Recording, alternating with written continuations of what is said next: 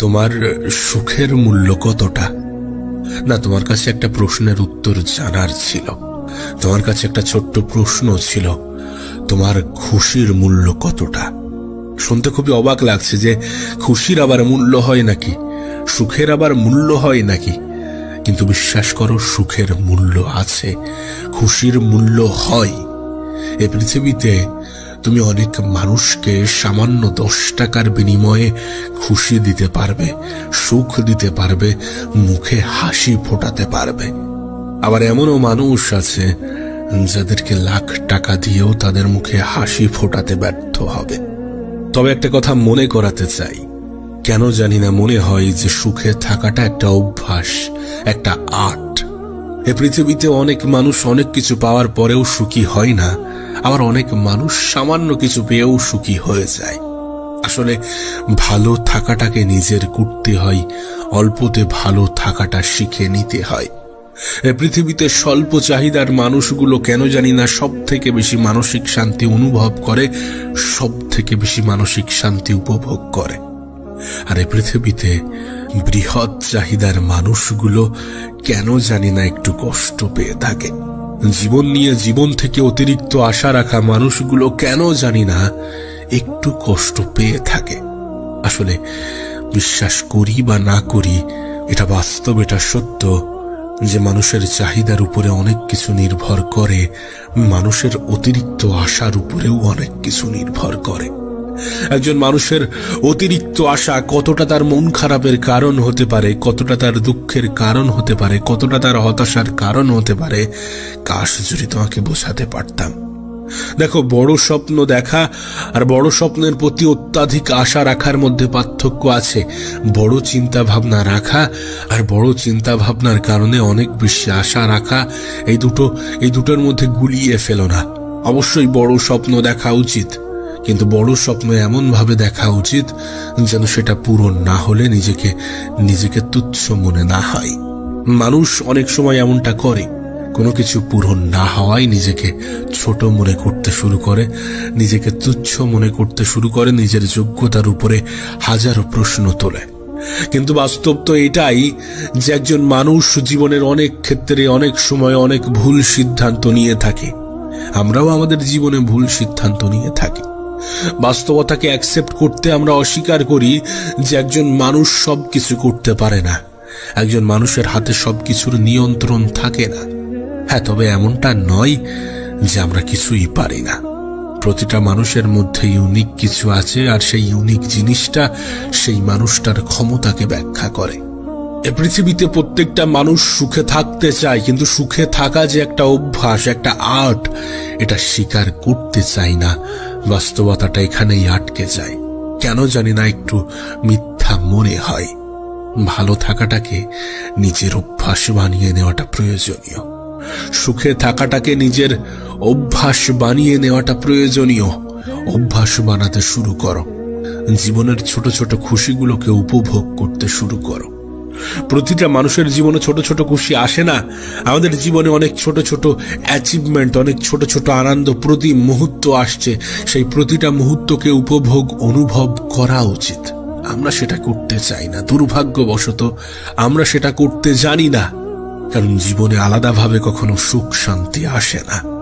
মানুষের জীবনে কখনো আলাদাভাবে সুখ শান্তি আসে না। কাজ করতে হবে, লড়াই করতে হবে, সমস্যার মোকাবেলা করতে হবে, এবং এগুলোর মধ্যেই নিজের খুশি, সুখ, শান্তি এগুলোকে অনুভব করতে হবে। আমার কাছে একটা সিম্পল ফান্ডা আছে। আমি একটা নীতিতে অনেক বেশি বিশ্বাস করি। আমি মনে করি যে কাজ যেহেতু করতে হবে, লড়াই যেহেতু করতে হবে, মেহনত যেহেতু করতে হবে, তাহলে কেননা সেটা সুখের সহিত করা যাক, কেননা সেটা আনন্দের সহিত করা যাক, কেননা সেটা একটু অন্যভাবে করা যাক। এ পৃথিবীর প্রত্যেকটা মানুষ না হয় নিজের কাজের জন্য টেনশন করছে, আমি না হয় নিজের কাজটাকে একটু খেলা মনে করে উপভোগ করি।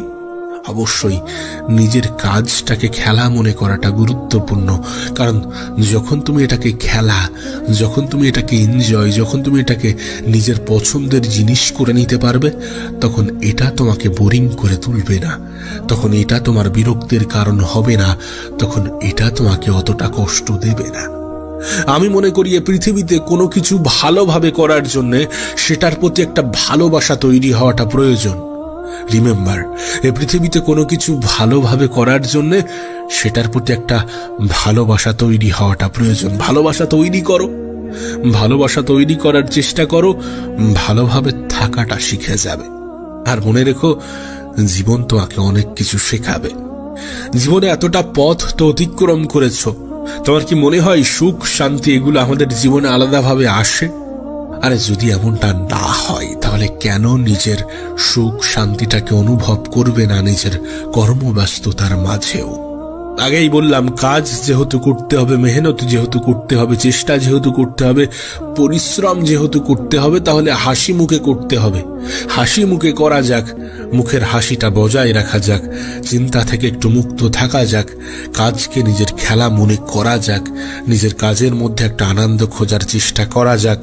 আর নিজেকে ভালো রাখার জন্যে, খুশি রাখার জন্যে, সুখে রাখার জন্যে মানুষের থেকে অত্যাধিক আশা রাখার যে অভ্যাস, সেটা ত্যাগ করা যাক। নিজের সুখের মূল্যটাকে কমানো যাক, নিজের শান্তির মূল্যটাকে কমানো যাক, নিজের মুখের হাসির মূল্যটাকে শূন্যে আনা যাক। জীবনের এক জটিল পর্যায়ে দাঁড়িয়ে আমার কেন জানি না মনে হয়েছিল যে পৃথিবীতে তারাই সব থেকে বেশি সফল যারা বিনা কারণে খুশিতে থাকতে পারে, যারা ছোট ছোট জিনিসের মধ্যেও আনন্দ খুঁজে পায়।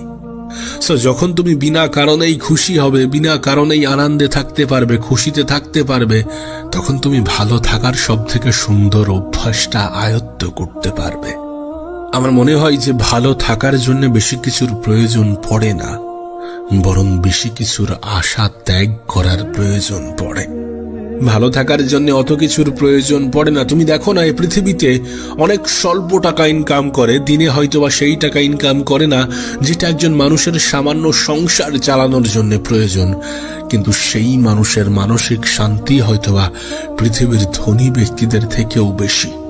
আমি অনেক রিক্সাওয়ালার মুখে, আমি অনেক অটোওয়ালার মুখে এমন হাসিও দেখেছি যেটা কখনো ফেক ছিল না, আবার অনেক কোটিপতির মুখেও ফেক হাসি দেখেছি।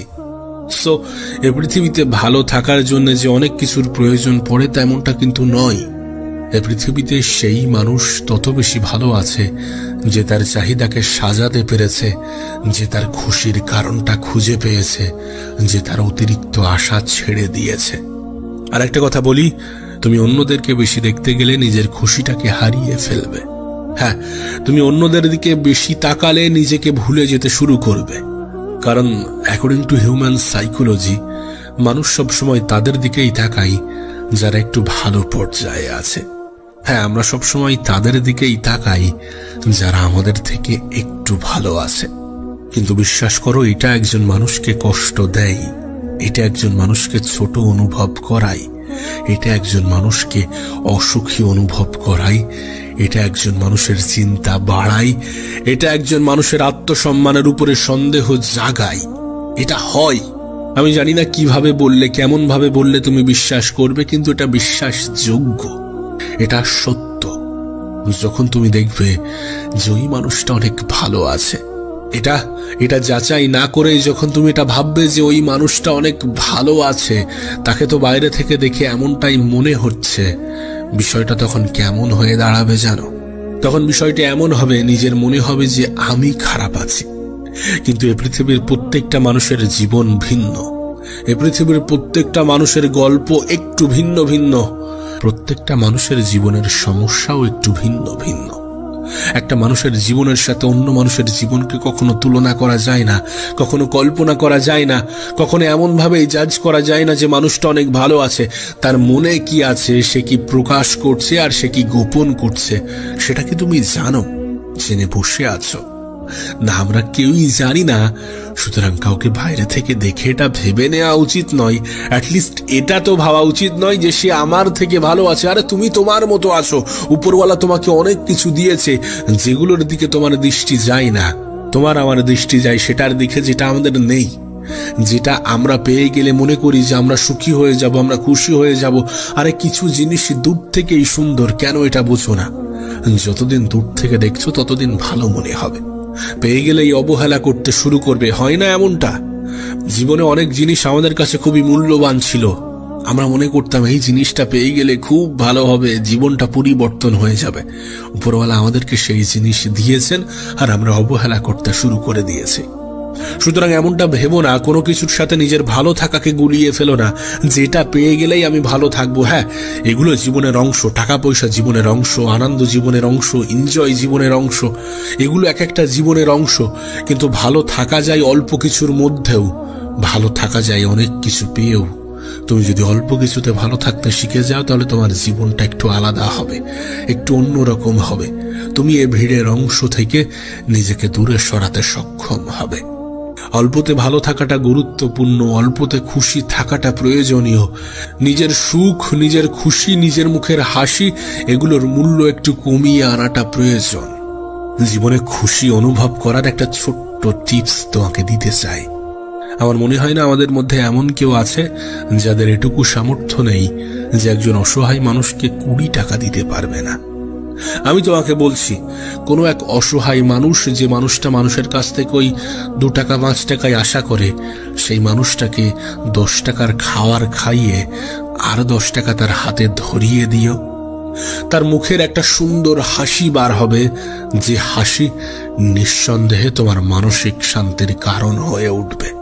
কোনো অসহায় মানুষের মুখের হাসি অনেক সময় আমাদের মানসিক শান্তি দেয়, অনেক সময় আমাদেরকেও হাসতে বাধ্য করায়। একটা কথা মনে রেখো, এ পৃথিবীতে কোনো কিছু নেওয়ার মধ্যে যতটা সুখ আছে, তার থেকে 1000 গুণ বেশি সুখ আছে কোনো কিছু দেওয়ার মধ্যে। কোনো অসহায় মানুষের পাশে দাঁড়িয়ে দেখো, একটা অন্যরকম মানসিক শান্তি পাবে। সত্যি কথা বলছি। এবং সেটার জন্য কোনো মূল্য নির্ধারণ করতে হয় না। যার যতটুকু সামর্থ্য, দান বলো, উপকার বলো, এগুলোর জন্য কোনো নির্দিষ্ট মূল্য নির্ধারণ করা হয় না। এগুলোর বিশেষত্ব তো এটাই যে এটার জন্য সঠিক কোনো মূল্য নেই, এটার জন্য সঠিক কোনো মূল্য নির্ধারণ করা নেই। আর এটাই আমাদেরকে মেসেজ দেয়, বার্তা দেয়, বোঝায় যে ভালো থাকার জন্য বেশি কিছুর প্রয়োজন নেই। আবারও বলছি, তোমার যতটুকু সামর্থ্য ততটুকু দিয়ে কিছু অসহায় মানুষের পাশে দাঁড়িয়ে দেখো, কোনো অসহায় মানুষকে সাহায্য করে দেখো। নিজের মনের মধ্যে একটা অন্যরকম উপলব্ধি তৈরি হবে। কারণটা ক্ষুদ্র হতে পারে, কারণটা ছোট হতে পারে, কিন্তু সেটা তোমাকে মানসিক শান্তি দেবে। আর নিজের খুশির, নিজের মুখের হাসির, নিজের সুখের মূল্য একটু কমিয়ে আনতে চেষ্টা করো, একটু কমিয়ে আনার চেষ্টা করো। অল্পতে খুশি থাকা, অল্পতে ভালো থাকাটাকে অভ্যাস বানিয়ে ফেলতে শুরু করো। আমি দেখেছি অল্পতে খুশি থাকা মানুষগুলোর জীবন অনেক সুন্দর হয়ে থাকে। দেখো, এটার মানে এটা নয় যে বড় স্বপ্ন দেখা যাবে না, এটার মানে এটা নয় যে বড় কিছু করার স্বপ্ন দেখা যাবে না। অবশ্যই দেখা উচিত, এবং সেটার সাথে একটা সঠিক, একটা নেক নিয়ত যুক্ত করা উচিত। বড় স্বপ্ন দেখো, কিন্তু হ্যাঁ, এটাও বেছে নিও, এটাও মেনে নিও যে এটা নাও হতে পারে। আর যদি না হয় তাহলে আমার জীবন ধ্বংস হয়ে যাবে না, আমার জীবন শেষ হয়ে যাবে না। যেখানে আমরা 25-এ হাল ছেড়ে দিচ্ছি, 30-এ হাল ছেড়ে দিচ্ছি, সেখানে অনেক মানুষ তার সফলতার যাত্রা 50 থেকে শুরু করছে, 45 থেকে শুরু করছে। তো কোনো কিছু পেলাম না, কোনো কিছু হারিয়ে ফেলেছি, তার মানে এমনটা নয় যে আমার জীবনটা শেষ হয়ে গিয়েছে। তার মানে এমনটা নয় যে আমার দ্বারা কিছু হবে না, আমি কিছু পারবো না, আমার যোগ্যতা নেই, আমার ক্ষমতা নেই। এর মানে মোটেই এমনটা নয়। জীবনকে কেন এত জটিল বানাচ্ছ? আমরা কেনই বা এত জীবনকে জটিল বানাচ্ছি? জানি সংক্ষিপ্ত জীবন, অল্প সংখ্যক দিনই তো পৃথিবীতে আছি। জীবনটাকে জীবনের মতোই চলতে দেওয়া উচিত। যতটা কম ইন্টারফেয়ার করা যায় ততটাই ভালো থাকা যায়। যদি খারাপ কিছু হয় সেটাকে অ্যাকসেপ্ট করতে শুরু করো, যদি ভালো কিছু হয় সেটাকে উপভোগ করতে শুরু করো। আর জীবনটাকে বোরিং বানিও না এটা ভেবে যে আমার জীবনের সমস্যা আর সমস্যা। প্রতিটা মানুষের জীবনেই সমস্যা আছে, সমস্যা ছাড়া কি জীবন হয় নাকি? কিন্তু এই সমস্যার মধ্যেও অনেকে আনন্দ খুঁজে থাকে, অনেকে জীবনটাকে অনুভব করে, উপভোগ করে, অনেকে জীবনটাকে সুন্দর করার জন্য আলাদাভাবে আনন্দ করার সময় বার করে না, বরং নিজের কাজের মধ্যেই আনন্দ করে থাকে। নিজেকে ভালো রাখার আলাদাভাবে চেষ্টা করে না, বরং প্রতিটা দিনকে উপভোগ করে নিজেকে ভালো রাখতে শুরু করে।